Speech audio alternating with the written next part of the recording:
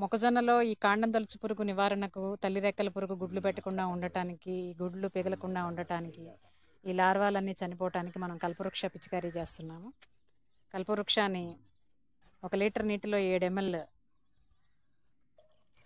వేసుకొని 20 లీటర్ల ట్యాంక్కి 140 ml వేసుకొని పిచికారీ చేయటం వల్ల మనం ఈ కాండం తొలుచు పురుగుని అదుపులో పెట్టవచ్చు.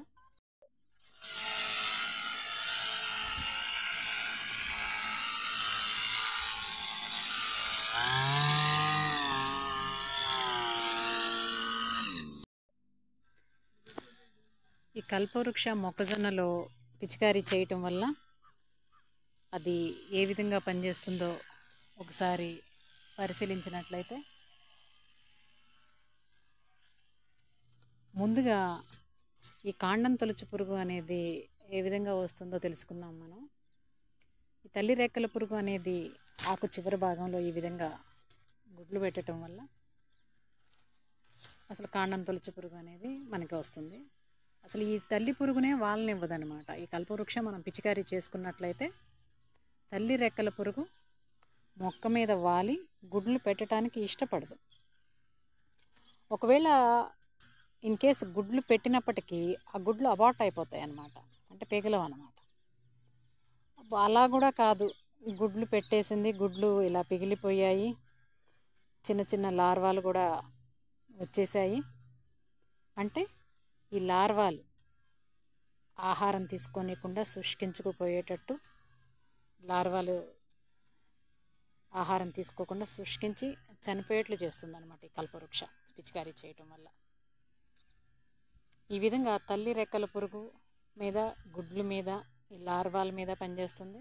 ఇది ఈ ఆకు నుంచి ఈ సుడుల్లోకి చేరేలోపు మనము కల్పవృక్షాన్ని పిచికారీ చేసుకోవటం వల్ల పూర్తిగా పురుగుల నుంచి నియంత్రణ పెట్టుకోవచ్చు.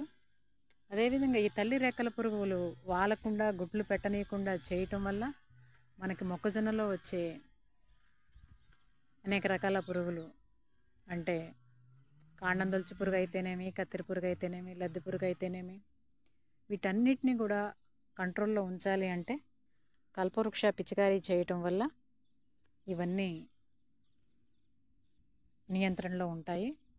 అందువల్ల తప్పనిసరిగా కల్పవృక్షాన్ని ప్రతి పిచికారీలో వాడుతూ ఉండటం వల్ల, ఇది అన్ని రకాల పురుగు మందుల్లో కూడా కలుస్తుంది కాబట్టి దీన్ని వాడుతూ ఉండటం వల్ల అసలు ముందు కావాల్సింది తల్లి రెక్కల పురుగుని కంట్రోల్లో వాలనీయకుండా గుడ్లు పెట్టకుండా ఉంటే ఈ పురుగుల్ని వాటి యొక్క ఉధృతిని మనం నియంత్రించవచ్చు అన్నమాట. ఒకవేళ ఇన్ కేసు మనం కల్పవృక్ష వాడితే దాని యొక్క ఫ్రీక్వెన్సీ, దాని యొక్క తీవ్రత కూడా తగ్గిద్ది. అంటే విపరీతంగా అన్ని రకాలు, కొన్ని మొక్కజొన్న ఫీల్డ్స్లో అయితే 3 రకాల పురుగులు ఒకేసారి దాడి చేసి ఒక్కో పురుగు ఒక్కో రకమైన స్టేజ్లో ఉంటుందన్నమాట. అలాంటప్పుడు అవి మొక్కల్ని విపరీతంగా డ్యామేజ్ చేసేసి మొక్క చనిపోవటానికి కారణమవుతూ ఉంటాయి. ఈ విధమైన నష్టాన్ని మనము కల్పవృక్ష పిచికారీ చేసుకోవటం వల్ల, పురుగు మందులు అన్నిట్లో కలిపి కూడా పిచికారీ చేసుకోవటం వల్ల ఈ విధమైన డ్యామేజ్ని మనం నివారించవచ్చు. కల్పవృక్ష ఎప్పుడెప్పుడు కొట్టుకోవాలి అంటే గింజ పెట్టినప్పటి నుంచి మనం పైరు కోసుకునేప్పటి వరకు ఏ దశలో అయినా దేనితో అయినా కలిపి దీన్ని వాడుకోవచ్చు.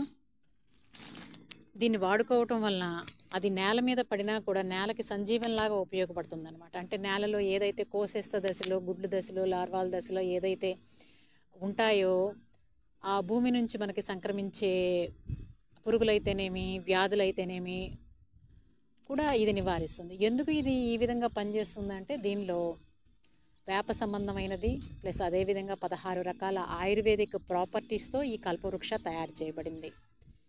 ఈ యొక్క చేదు లక్షణానికి ఈ వేపలో ఉన్న అజాడిరెక్టిన్, నింబిడిన్, ఈ లక్షణాలకి ప్లస్ ఆయుర్వేదిక్ ప్రాపర్టీస్కి ఆ తల్లి రెక్కల పురుగు వాలటానికి ఇష్టపడదు, గుడ్లు పెట్టడానికి ఇష్టపడదు.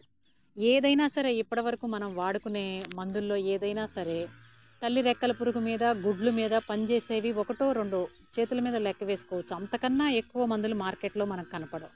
కానీ ఈ కల్పవృక్ష మాత్రం మెయిన్ తల్లి రెక్కల పురుగు నుంచి గుడ్లు మీద, తల్లి రెక్కల పురుగు మీద సమర్థవంతంగా పనిచేసి వ్యాధిని స్టార్టింగ్లోనే కంట్రోల్లో పెడుతుంది. అందువల్ల కల్పవృక్షాన్ని ప్రతిసారి మనం వ్యవసాయం చేసే ప్రతి ఒక్కరూ కూడా కల్పవృక్షాన్ని వాడుకోవటం వల్ల, పిచికారీ చేసుకోవటం వల్ల మనం పురుగు ఉధృతిని నియంత్రణలో పెట్టుకోవచ్చు, తగ్గించుకోవచ్చు. అదేవిధంగా అధిక దిగుబడులను కూడా పొందవచ్చు.